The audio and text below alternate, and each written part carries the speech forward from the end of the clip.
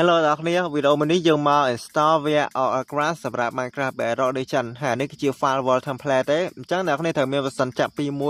1.21.93 ឡើងទៅអានេះមកខ្ញុំ 1.94 អញ្ចឹងយើងយកកន្លែង create new wall នៅពេលដែលយើង install គឺវានឹងចូលកន្លែងនេះណាតែដោយសារតែខ្ញុំអត់ import វាចូលទេអញ្ចឹងយើងថយទៅវិញអ្នកនាង download វានៅតាម DC របស់ខ្ញុំក៏បានដែរចូលទៅ DC របស់ខ្ញុំទៅគឺខ្ញុំដាក់ link នៅកន្លែងហ្នឹងហើយតែមកវា 300 MB ជាងដែរ super file មួយនេះ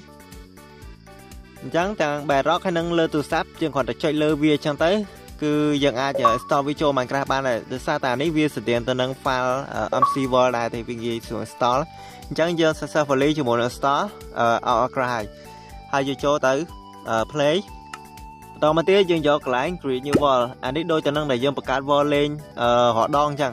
អានេះគឺជា file ដែលយើងបាន import វាចូល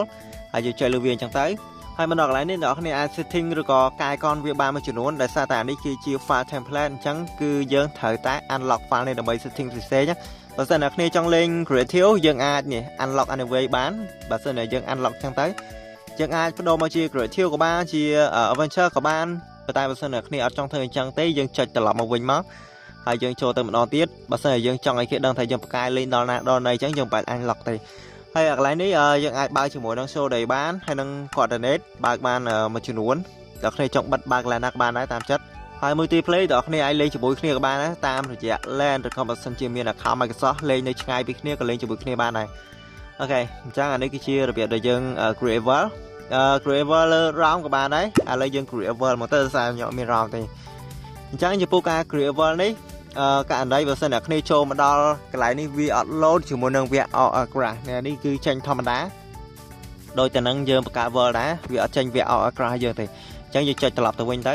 ហើយយើងចូលទៅ create ម្ដងទៀតធ្វើវាលឿនក៏បានដែរបាទ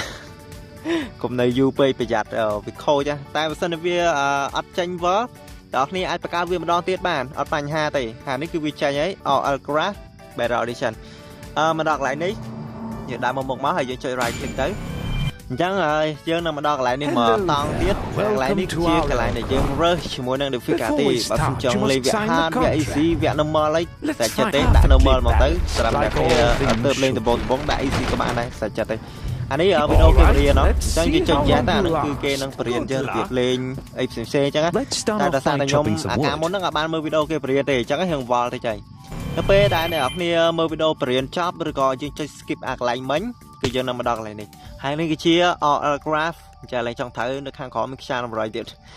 យើងមានជាមួយនឹងសភៅmenu ដែលគេប្រាប់យើងរបៀបលេងឬក៏ setting អីផ្សេងៗហ្នឹងបងប្អូនអាចមើលតាមនេះបានហើយនឹងគឺជា level up អាកន្លែងនេះបងប្អូនឆ្ងល់ដោយសារតែនៅពេលដែលយើងបានដូចជា pick arc iron អីយើងប្រើអត់បានអញ្ចឹងបងប្អូនត្រូវតែ unlock អាកន្លែងនេះបាននឹងដើម្បីប្រើ pick arc បានហ្នឹងហើយអាកន្លែងនេះគឺជា trick hit អញ្ចឹងវីដេអូរបស់យើងដូចជាអត់មានអីទៀតទេមានតែប៉ុណ្្នឹងរបៀប install ហើយបងប្អូន unlock ជាមួយនឹង template wall នេះក៏បានដែរតែចិត្តទេបើសិនជាចង់ឲ្យគេដឹងថាយើងបកកាយលេងប៉ុណ្ណាមិនបាច់ unlock ទេអញ្ចឹងមានតែប៉ុណ្្នឹងតែគំបងប្អូនអាចធ្វើបានបាទបើសិនជាវាអត់ចាញ់ទេព្យាយាមបង្កើត wall ជាថ្មីម្ដងទៀតអញ្ចឹងជួបគ្នានៅវីដេអូក្រោយ